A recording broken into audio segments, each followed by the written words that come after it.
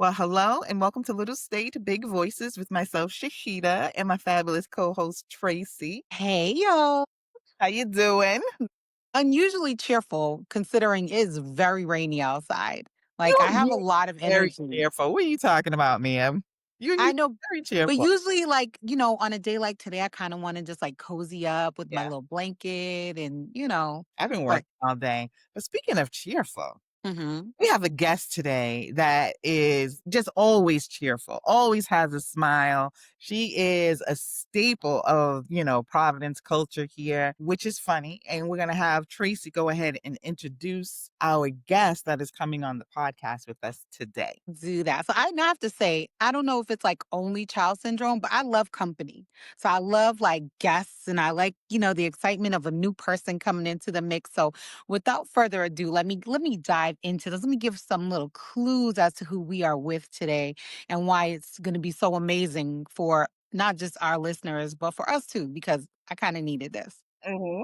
So, our guest today is a Newport, Rhode Island native. So, I'm going to let that marinate with you. So, this person was born in Newport, Rhode Island. How often do you hear that? And right now, they are thriving as a spoken word artist, a motivational speaker, and a 3 times author. Also, a holistic wellness therapist and coach. And this person is dedicated to helping individuals reclaim confidence, heal, and live authentically. The founder of Cafe Soul, that's SOUL, and Queen's Closet, and as the CEO, this organization, Cafe Soul, is a 15-year staple in Rhode Island for the creative community. Our guest fosters connection through open mics, art shows, and networking events. And her nonprofit, Queen's Closet, provides clothing to domestic violence survivors, empowering women to embrace their worth. Our guest is a clinician, a speaker, and a coach with multiple degrees, including one in holistic clinical counseling and 2 masters, by the way, and also serves clients at Serene Way, LLC, and Dyad Psychology. So through Countess Wellness Coaching, she offers tailored coaching and workshops on confidence, burnout recovery, body positivity, and more. I'm getting a little choked up because I'm like, wait a minute, I need like all of this. Okay, I need everything on this list. So, the mission of the organization of Countess Wellness is to be passionate about destigmatizing mental health in BIPOC and Christian communities. So, our guest, Contessa, empowers generational healing and inspires growth through creativity, wellness, and connection. Without further ado, I would like to introduce our esteemed guest, Contessa Brown, Countess Wellness LLC. Girl, so welcome. Welcome, welcome, welcome. Oh, I don't know why I do the where's my little bios because I fake always mic over here? I love it. so before we brought you in, I did the bio as I always do, and without fail, I fell down, but I got back up when I was Amen. doing the bio. But it was because there was so much in the bio that I was like, wait a minute, I already know this stuff, but with reading it out loud just brought another tier, another level to it. So again, welcome to our pod. Thank you. Thank you. And you said something miraculous there, which is something I do teach in voice reclamation workshops. It's something about speaking the word. As you know, spoken word is my favorite way of expressing myself. And something about bringing the word to life when we speak it and bring breath and life to it. And that's exactly what you experience. So definitely thank you in real time Yes. for showcasing that. So I was telling Tracy not too long ago that I met you at one of your spoken word events, Cafe Soul, and I think it was at least 8 to 10 years ago. Yes. Wow. 8 to 10 years ago. And so one of the first Providence people that I met and started making connections with because I was always traveling to Boston for work. So I really didn't know anybody. And I said, I need to start living in the neighborhood that I'm in. And you were one of the first people. And, I don't see you often, but whenever I see you, like I was just saying just now, always Mhm. a smile, always welcoming. And I see you about about the town, and you're just always smiling. So tell us just a little bit about Cafe Soul, how you started that, because that's the longest program that you have had running, right? Yes, absolutely. And this past August, it actually turned 16. Like, I'm like, time just goes by so fast. But when you are in search of an answer and you end up having to be the solution, you just go with it, right? At first, when I was attending a particular church, I gave up a club in cold turkey, like, and I was like, Yep, I remember you saying that. well, what am I supposed to do, Lord? You know, you'd be complaining to God, like, okay, I shipped all this, but now what? Like, I'm in the singles ministry, but it's really a woman's ministry because it's just us. So what am I supposed to do, Lord? And then so he gave me the idea of Cafe. So originally it was supposed to be a singles ministry. So that way it could be clean fun for Christian singles to go to because I hated it. When I would go to a freaking Christian singles event and we're bowling and then all these juvenile things, I was like, this is not cute. So I was like, there's different ways to be able to have fun in the Lord. So I would set up the sanctuary as though it was a cafe. It had the, neo soul Christian music going on and just really being able to have those vibes. And then the married folks was like, well, can we come too? And I was like, okay, let's make this something that's open to everyone in all walks of life, literally all walks of life. I would have like friends such as, Eunice. Eunice could do, like he's Muslim, and other persons that did have different various religious backgrounds that would come. Um, it kind of goes into my first book, The Inconvenient Truth of Church Hurt, because friends that were not Christian were not allowed to perform, not by my own. I wanted to perform, but the church leaders pulled me into the lines. It was like, oh no, they're too effeminate. Oh no, they're too emasculine. Or oh no, they can't. And tell them that they just have to sit in the audience. I was like, nah, that's not the vision that God gave me. So I had to take it out of the four walls of that church. Mhm. And, Oneyville was our home for like a long time after that 1 year. We was from 2010 all the way to 2018, Oneyville community. So it's like, it's hard to walk the vision that God told you to do when you have all these Pharisees, because that's exactly what they was, because they do that to Jesus. They were just like, oh, he's sitting with the sinners. And I am Please bringing people preach it, together girl. through music, through art, through healing. This is what God wants. But y'all just didn't see how this young man who you said's effeminate, whose dad was a preacher, by the way, but they didn't know that. They didn't give him a time of day. He was preaching about how God saved, he did a spoken word that night, how God saved him from committing suicide. That is a testimony. But they were Yes. too focused on his femininity and not the testimony. And that's the problem. And And you stood up for him. I see, that's this is why I awesome. love you, because Thank that's the Christianity that is missing. Yeah. Because Because exclusion, like through this, our podcast, I've been saying this for the last couple of weeks. I'm like in a fury over it Mhm. because I see these people screaming about their Christianity. Mm. There's no acceptance. There's no love. There's no compassion. There's no empathy. How can Mm. you be Christian and say you follow Jesus and don't have those things? And Mhm. here you Mhm. out there fighting for somebody of a different religion or a different religion, maybe a different sexual orientation. And that's compassion. Mhm. And love, please. As you can see, I get really excited and Me too. very passionate talking about church hurt because I went through it. I know a lot of people that went through it. Heck, I know I've caused it too. And I've apologized to those different individuals because of that. Because man, I was converted into somebody that I was not meant to be. I was following what they told me to be. But once I let go of their grasp of who I was, or who they wanted me to be, and went into the lane God told me to do, man, things started to flourish from there. They really did. And yeah. that is so dope. I love hearing this, and this is my first time really getting this scoop from you Thank about you. this because, like Shahida said, we talk, here and there about Christianity. Shahida was raised Muslim with Christianity as well throughout her family threads, and then for me, I was raised in the Baptist and the AME church as well. So I came to Christianity like literally before I was knee high. Like I was baptized in the Baptist church, but I always felt like any type of exclusion of Mm, of people from church who are trying to just come and worship, who are trying to uplift like the mhm. tenets of love and Yeah, brotherhood and sisterhood and things like that. Like I don't think there's room for that, right.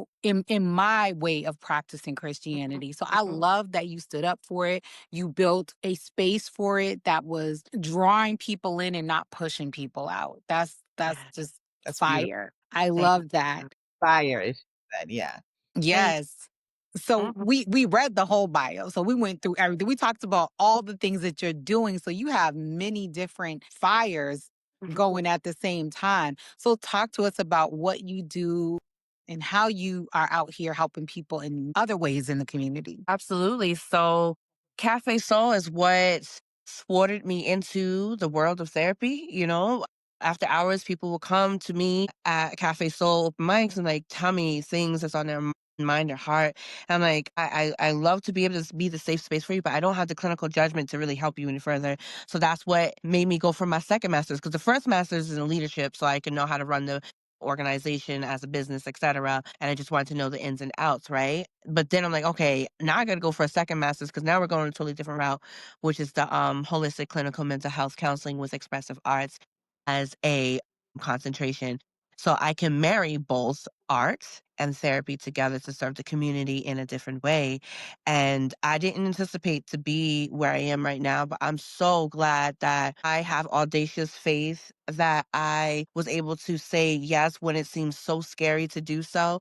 Because now here I am sitting as a holistic wellness therapist and coach, so I can serve my community in those different capacities, whether it is through the regular talk therapy, whether it's through the use of expressive arts and somatic, being able to pay attention to our bodies because sometimes we don't have the time to do so, especially as BIPOC, right? We're so used to go, go, go, grind, grind, grind, grind, oh, and never afforded the privilege or luxury. So we don't think. Sometimes we don't know the privileges that we do actually have that we can exercise, but we're taught that we always got to be on this hustle and grind because if you don't, you're not going to stand out. If you don't, you're not going to be get that promotion, etc.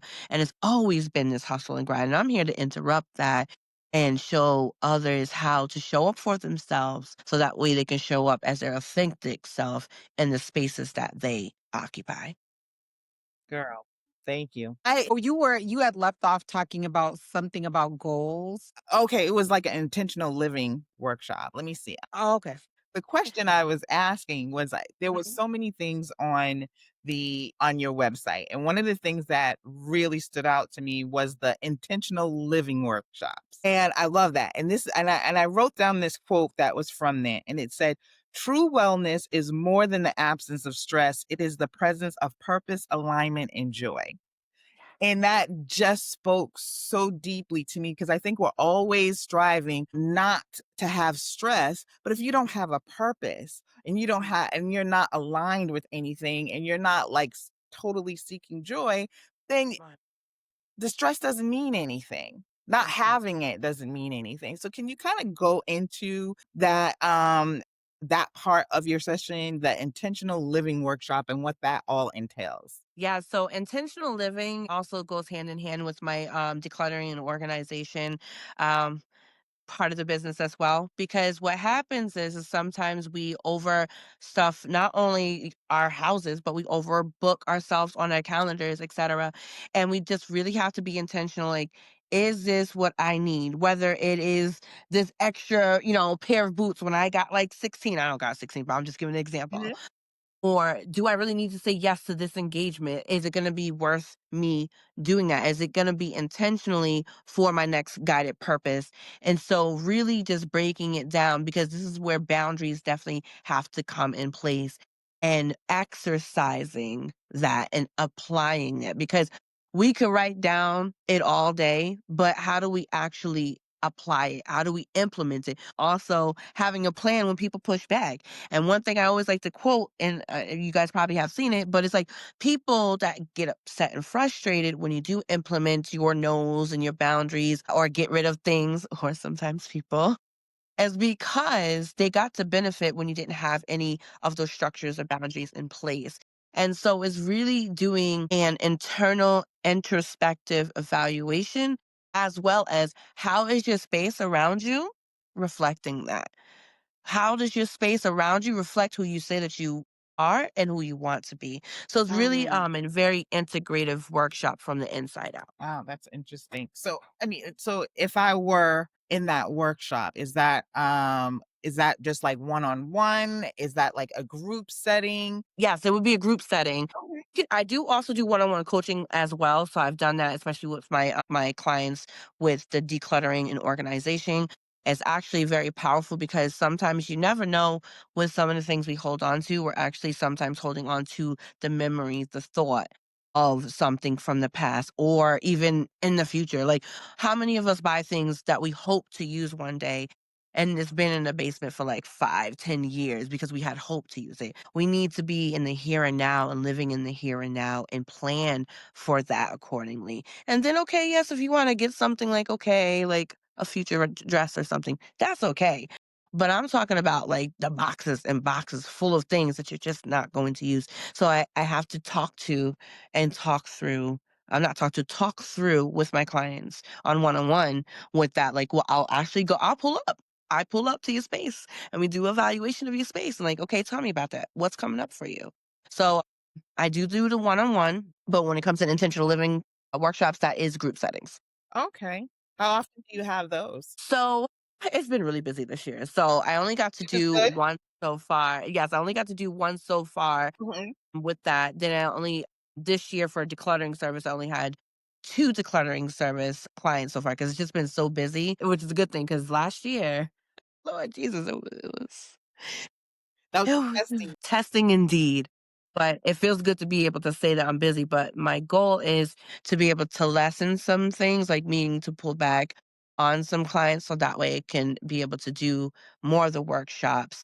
I have people that have offered spaces as well for me to host these workshops as well. So looking forward to doing some more of those in 2026. I'm really looking for them. Now, I've seen on social media some of your declutter work, and you're like, do you want to go from this to this? And it's like a bunch of stuff. And then you help drill down to like, okay.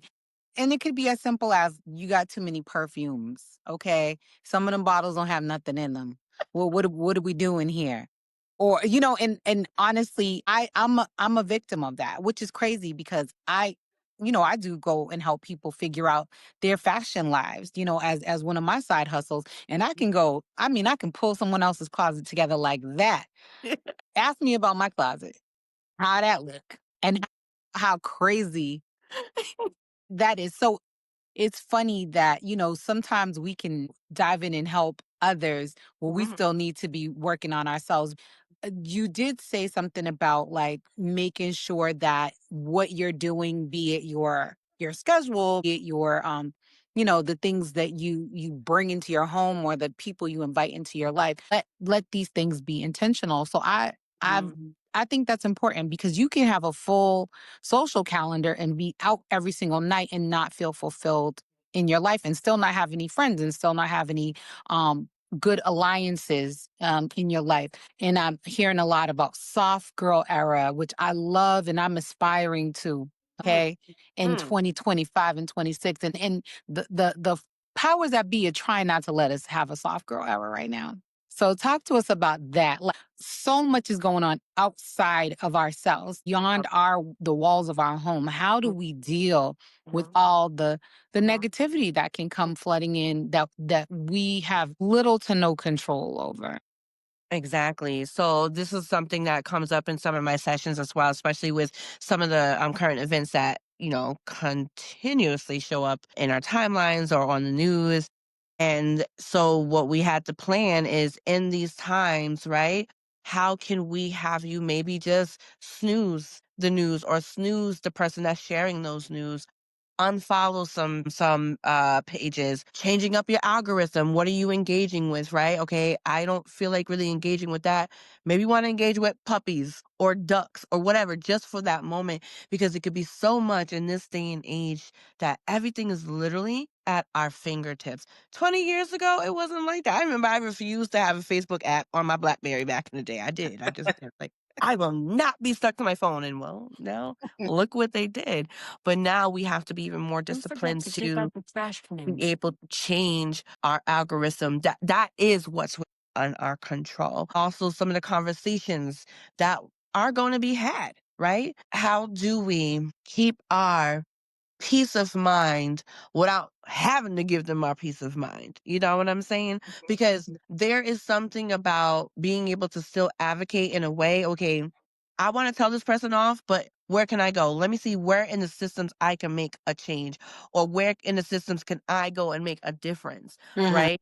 And so looking at what is within our control is the most powerful thing that we can do. What are some of the changes that we can do? It can be really difficult though, because it's just a big divide. It's a big divide.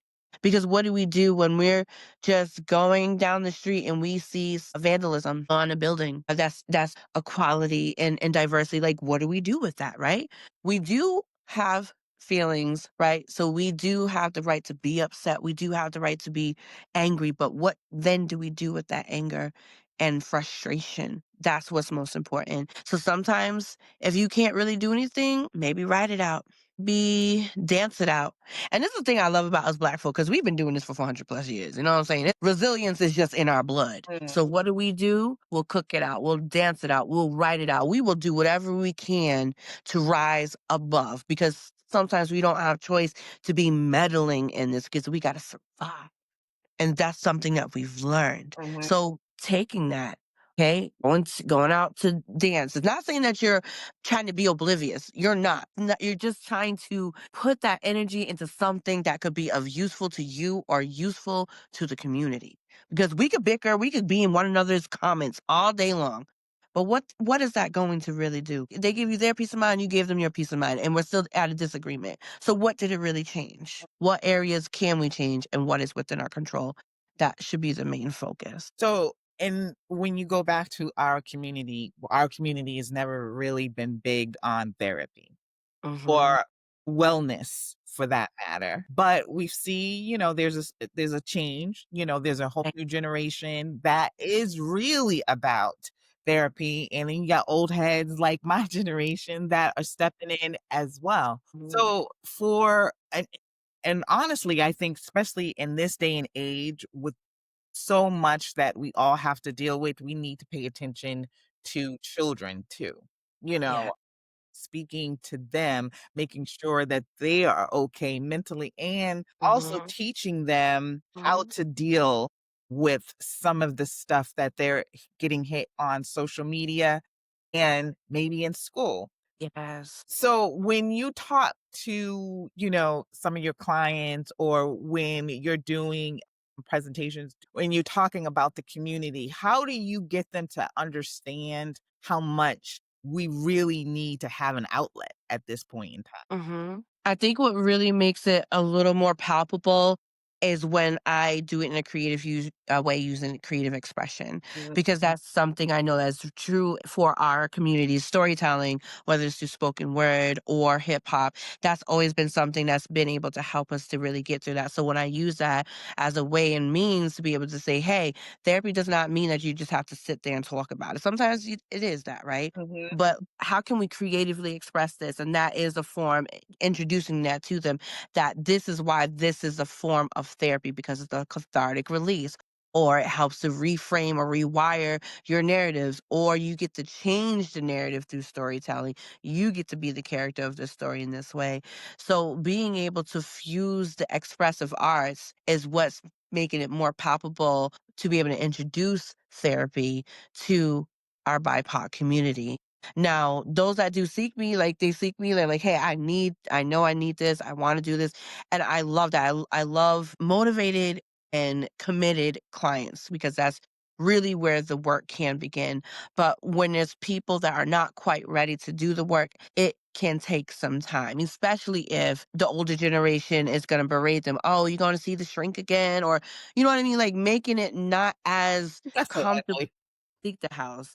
It's really hard. Or what do you need medicine for? Oh, so you're on those crazy pills, huh? I was like, it's really just very harmful to have that kind of language being able to surround someone, because when we're doing this work in these 45, 50-minute sessions and they got to go back to that, that's difficult. Yeah. That's hard. So then it's like that's where we have to work with the family systems too.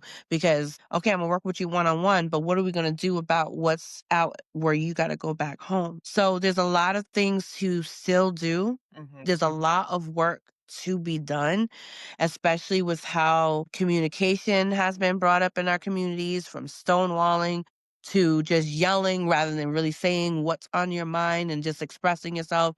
And sometimes people don't have the words to express themselves. So that's why drawing definitely could be very helpful.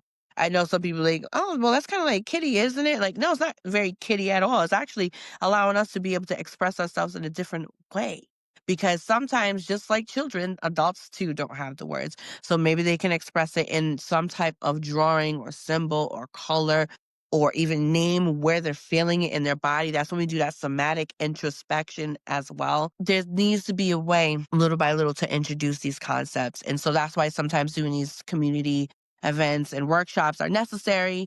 So, just saying, if you're ready to decolonize the way therapy is being seen or received, contract me. Let's get 2026 ball rolling so we can get that started. I love these unique forms of therapy that you're introducing. So, like, encouraging people to use their bodies besides just using their words, which is a great way to do therapy, but using creative juices, however they manifest a painting, a walk, reading a book, Yeah. maybe playing a game on your phone that allows you to release or something like that. I think that is a good way to start framing that there are different ways that you can experience therapy. And I think we are getting better at it as a BIPOC and Black community, and that more people are engaging in therapy. I think one thing to keep in mind is that there's also now this renaissance of or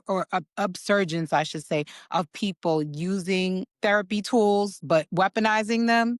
So Mhm. that's a thing that's happening now too, is people are like talking about their boundaries or they're talking about being gaslit, but in reality they're not doing the work, they're just using the terms. So Right. let's talk about that, and how what you do is going to get them out of that type of Mhm. thing. We're not going to be faking the funk up in Countess Wellness, okay? We sure don't, because we will snatch the edges. We will challenge. Okay, we don't. Like, so that's another thing too, because all of this social media and everybody wants to be an expert at something, or oh, because they learned it from their therapist, they want to share it. I'm like, Lord Jesus, it's really hard because now we do have language for certain things, right? But it's not a blanket for everything, right? We can't be like, oh, I'm setting up my boundary, but you refuse to work on your conflict resolution. You did not use your words. You just blocked them. You're just gonna block them. I'll say it like that too. I'm like, so we're just gonna block them? And like, we're Well, supposed to know exactly what you're thinking and what's on your mind. They can have Uh-huh. a totally different view. I got a personal story that I feel actually bad about right now Oh, go. because that is so true. So 2 weeks ago, I blocked someone that I didn't have a conversation with about why they were thinking the way they did. So I found out that one, they voted for Trump, and Mhm, two, they had all these condolences and everything for Charlie Kirk, right? mhm, And was helping this person with their business. I was letting them use my Canva, to create their logo. And I just changed the password and blocked them, but never had the conversation. Now I mhm. don't even remember my Canva password. So Tracy, we'll have to change it again because I can't remember what I changed it to. Mhm, But I have known this person about, 7, 8 years. So did I owe her that conversation to let her know why I felt? My thing was, this is where I felt like, here it is. I thought that you were a Christian mhm, and you had been espousing these things about Christianity. And then the two worst Christians mhm, you supported, mhm, I don't see how we align anymore. mhm, That was my thought. So mhm. should I have had that conversation instead of just blocking and changing passwords? Uh, I think we are always at a knee-jerk reaction, right? And man, I wish I could go into my Bible app right now because Pastor Teresa, had such a compassionate way to like look at this. There's always going to be people that offend us, right? Especially as Christians. People offended Jesus all the time. Judas, come on, Judas, you know? Mhm. We have to also come to a realization that people are not going to have the same values or beliefs that we do, but we still got to coexist with them, whether it's at the workplace, family, friends, even, right? Um, I think it would be a good idea to explore the conversation of why did they vote for Trump, or why do they, want to have condolences for Charlie Kirk, right? I think it would be good to be able to have them understand why it does bother you so much, right? It could be a good dialogue that can be had because of the different views. And so it doesn't necessarily mean that you have to totally befriend them, because if you feel like, our values just do not align, I cannot rock with that, that's fine. But I do also think you owe it not only to them, but you owe it to yourself to further the dialogue. Because look at like Martin Luther King Jr., right? Well, Dr. Reverend, gotta put reverence, Dr. Reverend Martin Luther King Jr., right? He had to sit and have conversations with a lot of people that hated the color of his skin, right? But the one thing he said is, it's easier to bear love than it is to bear hate. And he knew that there was conversations that had to be had. So he would do those conversations. He would have those conversations. So in our own lives, how can we do that? How can we be curious and compassionate? Because that's hard. How are you going to be compassionate for somebody that's part of the KKK? Or how are you going to be compassionate for somebody, especially like, can you imagine a nurse or a doctor? They're going to still have to take care of this person that has opposing views, right? So how do we have this duality that I'm going to have to see them as a humanity and serve them the way I need to serve them, but still hold on to my own views? And so a conversation is good to have. And if you choose after the conversation that, I don't really think that this friendship is going to work out, communicate that. Mhm. It's hard, Mhm. Yeah. but communicate that. I agree. I agree. Maybe. And that's the thing, is like communication. I think too, sometimes I find that when you do try to communicate with people, like when you do put your big girl panties on and you're like, I'm going to have a conversation, I'm going to have the hard conversation. Sometimes the person you are ready to talk to is not ready to communicate and not ready to have a conversation. They'll give you some smoke, they'll give you some mirrors, but they don't want to really talk about what's really needing to be spoken about. And I've had that. I recently had that experience with family where I was like, there's a family conversation that we need to have.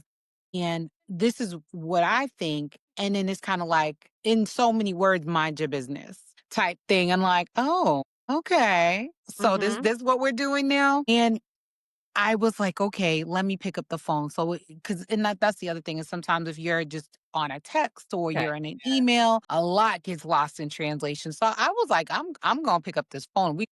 I'm getting on the phone with you right this minute. And did things get resolved? No, but I was able to explain where I was coming from. And my family member was able to explain the direction that they're coming from. Are we still working through this family thing that we have to resolve? 100%. But I was a little disheartened because I think that a lot of people don't actually want to communicate, So why did you which try is, to say that you're a better person than me because you I ain't say that. Our two things that, but that's just like, because I don't like unfinished business. I like to like Closure. get to the bottom of things. Like Mhm. it Mhm. bothers me, actually gives me, I don't want to say it gives me anxiety because that's another therapy word that everybody kind of throws out left and right. But it's unsettling to me to have unfinished business. I'm like, listen, you need to know where Mhm. I'm coming from on this Mhm. topic, and then do what you will with that information. I ain't even Right. trying to convert you to what I think is right, Right. or convince you that you're wrong, because you are wrong. But anyway, I Yeah. just want you to know where the heck I'm coming from, and then you go on, roll with that. 'Cause basically, it's like Contessa said, it's like, what are you holding on to? Because I don't want to hold on to anything I don't want to hold on to. Like, I don't want to hold on to animosity. I don't want to hold on to, bad feelings that I got from somebody else. I need to heal that in myself and then Mhm. balls in now in your court. And that's the thing, how I feel like the person that I cut off, or people in general that I feel are in that boat that I cut off, I still see your humanity, still have empathy for something bad happening into your life. Even though I don't want to associate with you at your time at that time. My problem is the people that you follow don't have empathy or see my humanity. So Mhm. at the end of the day, that makes me question whether or not you will see my humanity, because I'm not going to stress myself, but I'm Mhm. also not going to let you take away the goodness that I already am. I want my soul to stay intact. I want to be able to meet God and know that I wasn't a mean person. I set my boundaries, like, oh, that's how you're rocking. I'm not rocking that way. But my humanity for you as a human is still intact. Mhm. Mhm.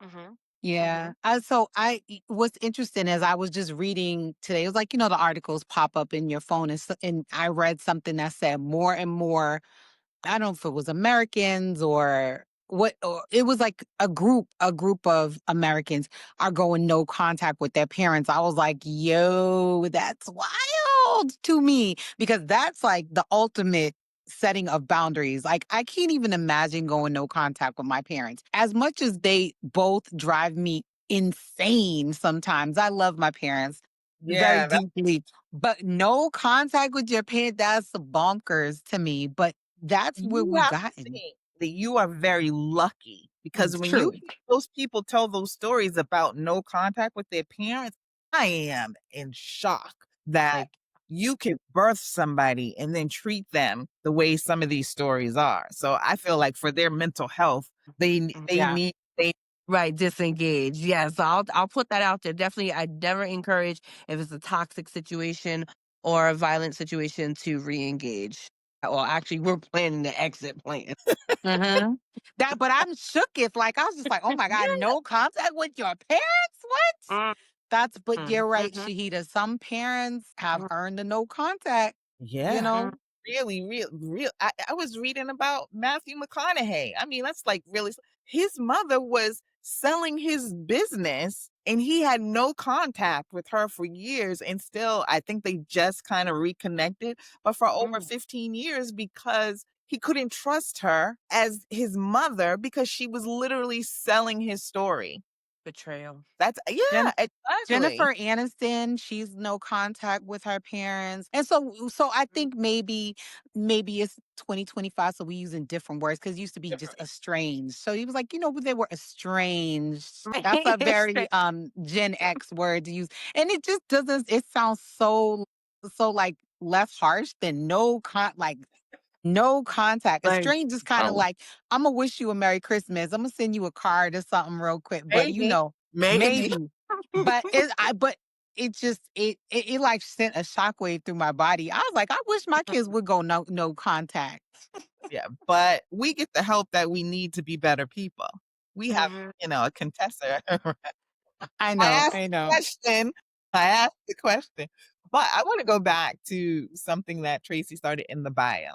You are Mhm. originally from Newport. I You're am. such a stable here. How is that transition? Because I was like, I would have never thought that you were from Newport. You seem like such a Providence chick. So ironically enough, I'm an only child too.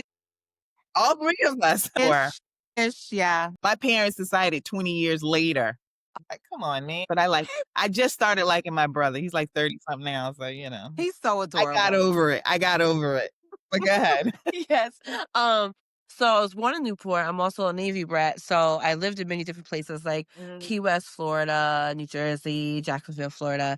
Came back when I was like 13. So by that time I had been to like three different elementary schools, three different middle schools. So it's like wild. So I think I got used to being able to transition. and move quite often. So I went to Thompson Middle School for a little bit and then graduated from Rogers High School and went to Bristol for Roger Williams University for my bachelor's in psychology. I mean, Providence was always the place we would sneak off to. Like, even when I wasn't in college, I think in high school, me and my cousin, aka my sissy, we would sneak off to Providence because Providence is popping. They got the clothes. They had Jason and all these other places back in the day. Like, it was always popping. So we always loved coming up here. Then I met Eunice when I was in undergrad, and he used to bring me to the different open mics in Providence. I'm like, oh my God, this is amazing. And this is like, does that one when did Love Jones first come out? I forget. Oh, Oh but it's my gotta been gosh. that. It was the late 90s, right? So 90s. Oh, I thought it was so 2009, yeah, so you're right. funny, Vladimir Jean from Afroverse has his movie night, and that was one of the movies he screened so for us. And can I just tell you, 19 I don't remember what was 97, right? The my mindset in 1997 for that movie and my mindset for that movie in 2025 is two different yeah. mindsets. I just want to put that out there for anybody. Watch that movie again and see what you think about those characters. But I'm sorry, I digress. I digress. Yes, you get a new revelation after you live some. Yeah. So, so it was like bringing that to life for me because I've always watched it on TV, but I'd never seen it in person. So like going to places like it was Black Repertory back in the day, and then sometimes we would go to Oh, Trinity can I just Rep. say And something about the yeah, Black repertoire? That got me hooked on Providence because that right, was one of the first places. It was right downtown Tracy, and it was, I think it was over there where was it near? because right on It Westminster, was right on Westminster, and I'm trying to think what place is there now. I think it's like a little bar. Oh my right, God. They used to just have so many events for Black yes, people. yes, It Blake, was when I first came from Boston, and even though Boston did have it, to me, the Black Repertory Theater, it was nothing on that level, and it was Black excellence, Black I excellence. forgot about that place. Oh, I'm so nostalgic for it right Yeah. now. Yes. Triggered in a good way. I love it. Yes. Oh, Oh my gosh. And so I was like enthralled, like, oh my God, I love this culture. And I would volunteer for the plays and everything there all the time. And so that had got me into the poetry scene. So I was like, I started to get to know around the different area and stuff. So once I graduated, I was like, well, since I know Providence, let me just move to Providence. So it just made it easy for an easy transition, especially because my roommates, she knew people in Providence too. So we just moved up here together. And then I just stayed because I love the culture that we have here in Providence between the food, the entertainment, the just amalgamation of different cultures together. Like people, they travel and they go down south and like, wait, where's the Laotian spots? Wait, where's the Jamaican spots? Where's the Liberian spots? Like, see, in Providence, we got everything. Yes. That's one of the things we try to like really amplify when we talk about Providence. And one of the reasons we even started a podcast is we wanted people to understand how like diverse and how rich and cultural Providence and the rest of Rhode Island is. And I think one of the stats I read off previously in one of our podcasts is that Newport has one of the larger Black populations behind Providence in the state. Mhm. So it's not like you coming from Providence is not, I mean, from Newport is not unusual. Like, Right. there's a big community there. And even like sometimes when they do like the seniors that are graduating from local high schools, they'll put their pictures up on that main strip. I don't know if Banners. is it Thames? Broadway and then goes into Thames. Okay. mhm. You'll see like in front of the government buildings, like the pictures of the students, and it's like a rainbow of Yeah. colors of these different students. And then there's like that migration. A lot of Caribbean people came over, Mhm. or a lot of Cape Verdeans came over and they stayed and they established families. And even when we did like our Gilded Age tour, there was that division of it that showed the African American wealth that was in Newport. So Mhm. this is not like, oh, you were like an anomaly out there. You were among your community, which I think, people need to understand and get Yeah. a better feel. Newport is not just one thing. It's just not all yachts and Taylor Swift. Right. It's much more than that. It is much more than that. And the thing is, though, they tuck us away. Let's be honest. They tuck us away so we're not in the way of their money. So what But side? they can't stop us. They can't stop us from coming through because I'll be coming through this week. I'll be up and through there Period. having lunch this week. So Period. Yes. I was just down there yesterday visiting my friend Sierra. She's the first and only Black owned candle making business down in Newport on Thames Street because there was something with the history of Black woman luminaries in, the 1800s. So she wanted to definitely highlight that in her business. So I went to go visit her yesterday because they had a fair, Broadway fair in Newport. So that was pretty awesome. what? And You so didn't invite us. well, see, the thing was, I was gonna go to her shop, and she's like, "Oh, I'm not there. I'm at the fair." I'm like, "Oh, okay." So it was like very like last minute, but definitely, and actually in one of my future projects, because I'm doing something for the Lock Girlies, hell, I'm gonna do a candle collaboration with Sierra Jones of Newport. So super excited about Here that. Very or in Newport? nice. Here or in Newport? Say it again. Here or in Newport? Newport. Okay. Yes, You have to have yes. locks to get in? Oh no, the project itself is gonna be a book Okay. for my locked girlies, because Okay. Okay. And you Okay, cute. So we saw you at Soul Ties, right? Didn't we see you Yes. at Soul Ties? Oh, I Which love was that. like another really like interesting way to have therapy. Like he low key tricked us he into was having therapy so that night. good. Yeah, because he's like a nurse practitioner, if I'm not mistaken, or like a registered nurse. So I was like, "I see you, bro. I see you." Yes, it was so amazing to oh, my battery? Hush up, I still got 20%. Uh, like, it was just amazing to see how the space that was offered and created, he did such an amazing job and still is doing an amazing job. So, yes, And it I was enjoyed it. great that we showed up. Mhm. That all the seats were taken, so And so always. many men, so many men. Mhm. I was just like blown away. I don't know what they all use for pronouns, but there were some male presenting folks in that room. And I mean, when I say vulnerability was shared, I Mm, just got out of prison. Okay. mm, This is my first outing since I've been locked up for X amount of years. Like the outpouring, the grief. Someone mentioned that mm, they had lost a child in that room. And this was so Soul Ties, just like a recap was this event we went to. Shahida and I really didn't know what to expect. Shahida was like, "What is this?" I was like, "I don't know, but we're going." And we ended up like, getting these prompts, and through the prompts we were able to share and open up and really like expose mm, ourselves as a mm. group. And there was even, some white folks in there saying, "I'm looking for a Black therapist because I don't really Right? want any other kind of therapist." Okay, there was a lot going on in that room, and it was Soul Yes. Ties, SOLETIES, and this gentleman travels all over the country doing this. But I was like, that's the kind of group therapy I can get jiggy with. And Yes. I do really believe in group therapy. And I'm Mhm. excited about what you're offering too, because I Yeah. think group therapy is a great way to start for people who are Yeah. shy about maybe doing it one on one. And Mhm. and once they see other people release and let go, they may be more willing to release and let go. It is so beautiful and definitely an honor to be able to witness that. I do women's group. It's called Her Circle, Heal, Evolve, and Reclaim. It's like a sister circle women's group therapy every other Tuesday. And just to see some of the people that initially came in there just all quiet. Da, da, da. Now they're like boisterous and expressing themselves. So it's just beautiful to be able to see the transformation and just the different things that they're going through in life. And it is very encouraging because I know others are being encouraged from their fellow sister in the sister circle of Her Circle. Mhm. Yeah. Yes. So how often do you do the sister circle? So I do it every other Tuesday. So it was just last Tuesday. So it'll be next Tuesday, which would be the 23rd. No, that's the 21st.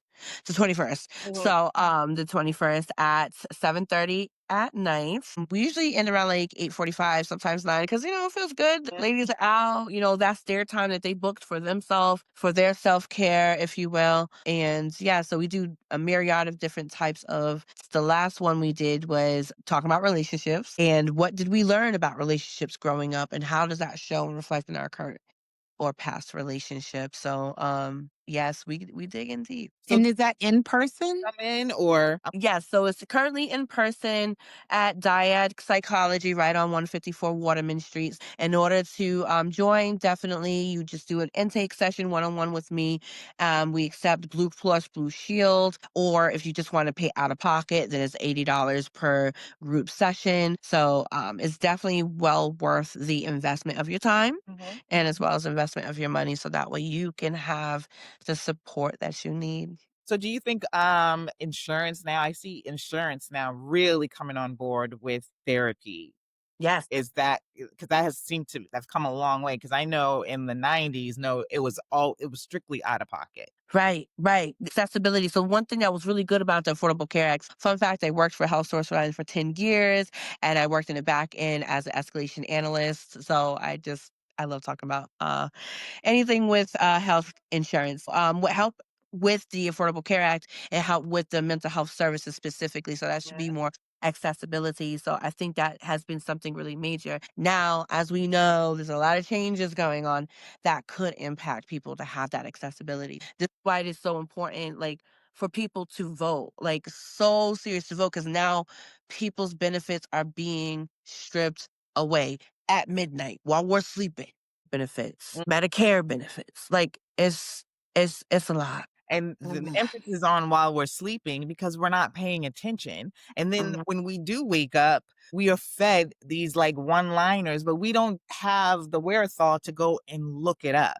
We need Mhm. to look up and find out what our representatives that we did Mhm. for or even did Locally. for Yep. they're doing. And one of the things I have been stressing, and I said I was going to keep stressing for the next few weeks, is find somewhere that you can fit in to Your local primaries. thing, to do something. It could be a little thing. You could be mailing letters. You could be out there protesting. You could be Mhm. writing a letter to your governor, your representative, whatever. Representatives. Have find something to do to Mhm. because our rights are it's important. Our rights are Mhm. on the line and we don't know what's going to be entailed for the generation behind us. Mhm. Yep, and Mhm. I see Gabe Amo out here. I see Ayanna Presley. I see so many politicians, Liz Miranda from Massachusetts, really out here just like Mhm. literally and saying that they're losing sleep over what's going on because Mhm. and they're the ones that actually have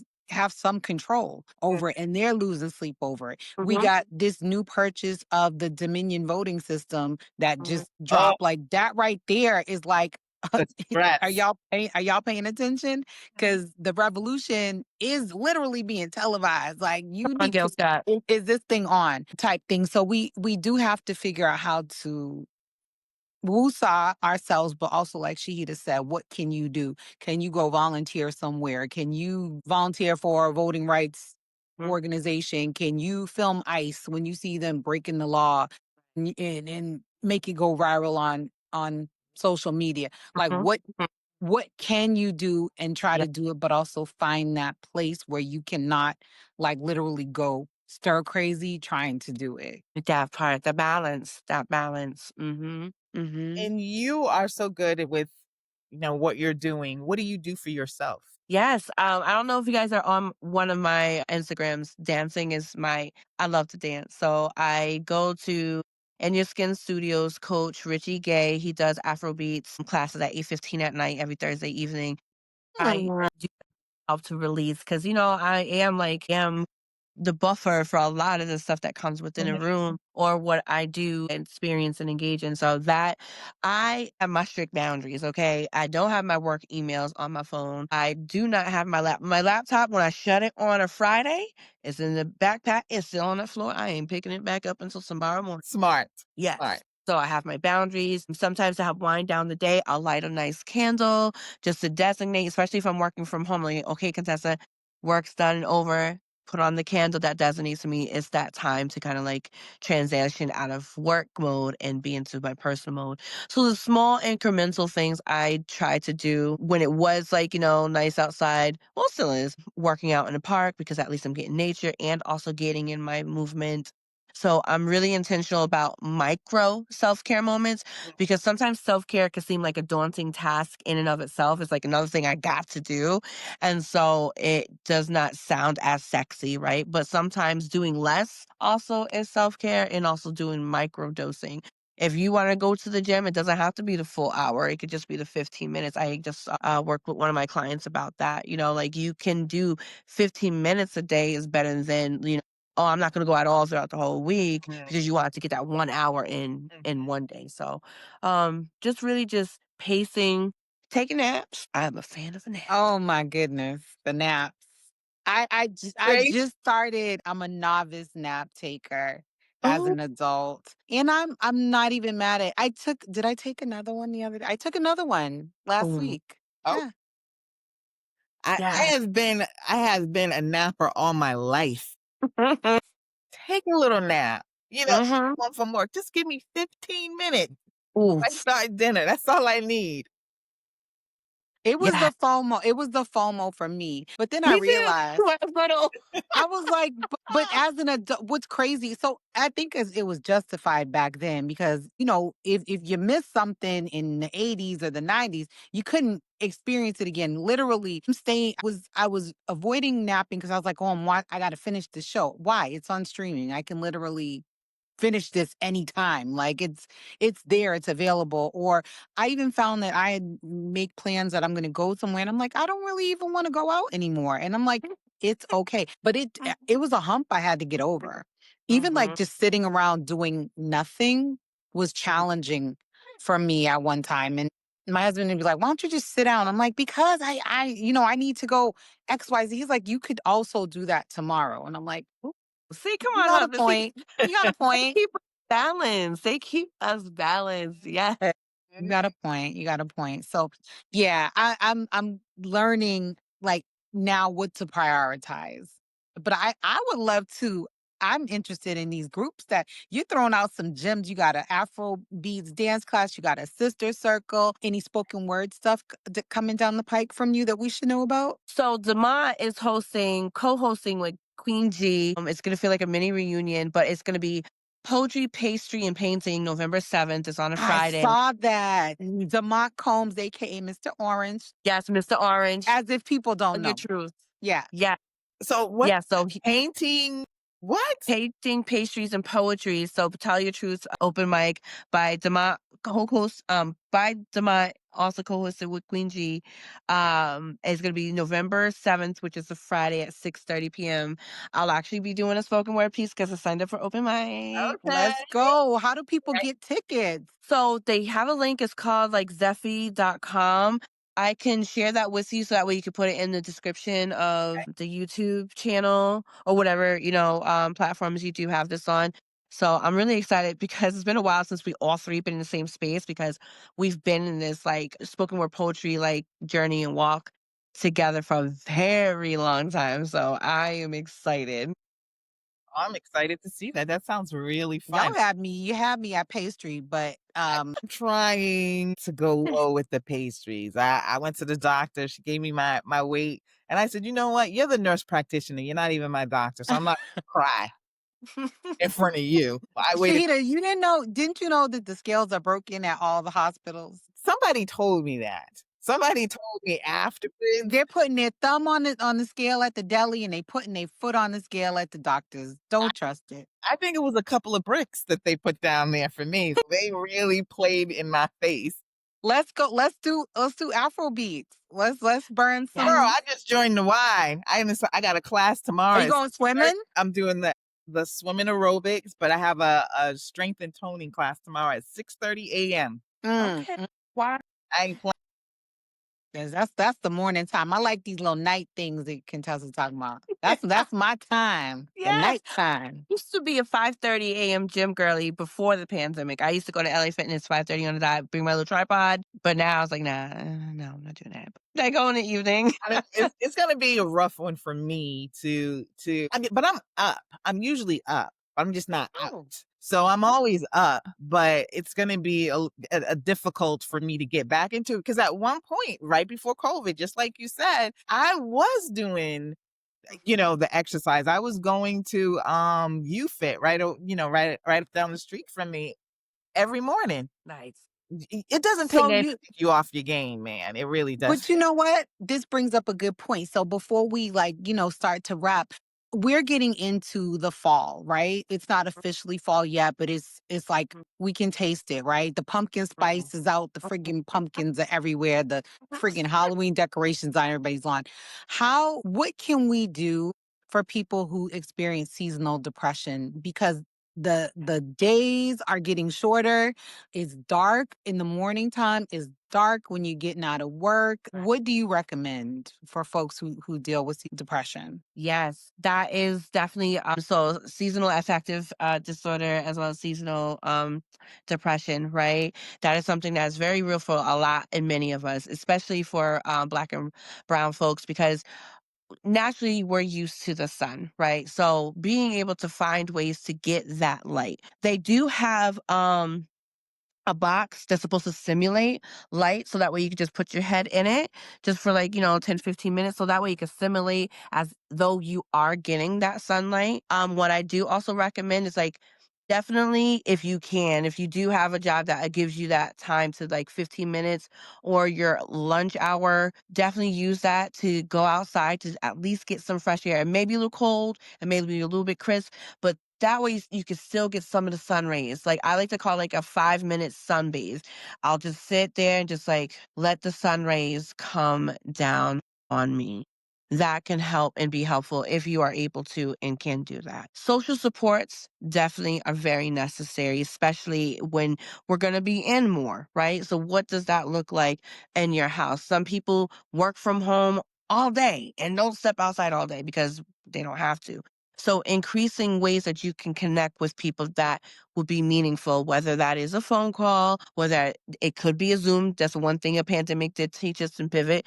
And so that way you can have some connection and keep that going because it is necessary to have that connection going through these very long, long months. Nourishment, hydrating, as simple as it is, it helps. Getting your water intake, getting your proper nourishments and counts in is very necessary too because that plays with the head fog and whatnots and feeling like down. Decreasing the carbs while you can. Hey, go for the proteins and greens. Nobody asked you, Alexa. What's And so proteins and greens, if you can, just to be able to make your belly happy so that way it can bring it up to your mind to make your mind happy too. So there's a couple of things that you can do to combat. And most importantly, seek a professional, a clinical professional, so that way they can help you if needed. They can connect you with a licensed nurse practitioner or a psychiatrist that can look at having to adjust your meds if you have meds during this time. Thank you. I mean, it's something I've never suffered from. Usually, I'm one of those people that love the fall, so it getting darker. But I have noticed over the last couple of years, by the end of January, I'm over it. And I think last year I did, I'm like, okay, so this is what people were talking about when they say seasonal depression because it was becoming labor especially in the evening to stay up past like 6 o'clock. And it's like I don't want to, just stop my life at 5 o'clock when I get home and then just go straight to bed. But that's how I was feeling because it was just dark all the time. So I understand it a little bit now. So I had to actually, and I said I was gonna this year, just because it gets dark doesn't mean I just stop going out or stop Mm. seeking, like you said, that social connection Socializing. outside of the phone, outside of, work. Mm-hmm. Try and at least keep myself active a couple of times a month so that it'd be easier. I Yeah. got you. I'm gonna let you know what's popping and what's going on in these I streets. know that. Yes, I know she do because, Tracy be outside. Yes. And another thing I also want to mention that I don't want to ignore is that sometimes the holidays are really difficult for people, Mm. especially if you lost loved ones. So it could be really hard just thinking to how come up that you're not going to be able to spend holidays with that particular person or those persons that you may have lost. So it definitely can exacerbate the sadness and depression a little bit more. So just being mindful of that. And if there were any losses in specifically around this time, fall and winter, we call it a grief anniversary. Sometimes we won't mention mentally always remember, but our body will remember. So if you feel like a little angst in your stomach or in your chest or just feeling down and you just don't know why, just keep that in mind. Like, hey, what may have happened around this time a year, 5 years, 10 years ago, and kind of like ponder on that. And yes, be able to get the support that you need surrounding that as well. Sis, it has been a great conversation. I've learned a lot, Yes. inspired again, as always, by you, like the smile, very warming. It was just very good to have you on here. And I hope our listeners really take to heart a lot of what you said, but then also seek out your services as well. Yes, yes, absolutely. Thank you guys so much for having me. It definitely is a great conversation that needed to have had. So I'm very, And very happy. oh, Contessa, tell the listeners where they can find you. Because I just have to say that for a minute, Shahida would be like, yeah, you know Contessa. She was like literally saying it like Beyonce, like, yeah, you know Contessa. I'm like, I My do. birthday And she's twin. like, yes, Contessa. And I was like, and then after a while, I was saying it like Beyonce. I was like, yeah, Contessa. So tell the listeners where they can find the Beyonce of the therapy world in Providence. On the shirt. I gotta get that on the shirt. So definitely I am on Facebook. You can find me under Contessa Brown, as well as on IG. You can find me under Countess Wellness and reach out to me there. And yeah, that's where I'll be. Just inbox me and we'll be able to connect in different ways. And go to that website. Awesome. It's very thorough. I love the website. You Yes, did a Countess Wellness. great website. So, with that, we are going to head out. Everyone have a wonderful Indigenous Native American holiday tomorrow, which is that other person who did not discover anything day, but we are going to celebrate the Indigenous tomorrow. Mhm. So, And you have a know great where to find us. You know where to listen. Instagram for social media, Facebook for social media at Little State Big Voices are available where podcasts are heard, including Spotify. You can watch on YouTube and Spotify as well as listen on Apple Podcasts and all you will over. So, not but find that. Shahida will tell you the one place. I don't know, Contessa, if you know this. There's one place you definitely will never find us. Shahida, tell Contessa where they will I'm going never to be found. I'm going to be respectful and I'm just going to Why? you'll never find us on motherfucking TikTok. And now that it's been bought by one of the Trump fans, you definitely won't find us on TikTok. Not for Mm, the time being. Not for the time being. Not unless okay. some things change. We also ain't on Mm, we ain't on Tesla X. Life either. No, No, not either. but like, Mr. Oh, I'm all for free speech, but don't let it be liberal. But until next week, have a great week, ladies. And again, thank you very much, Contessa. It was a wonderful conversation. My pleasure, and thank you for having me.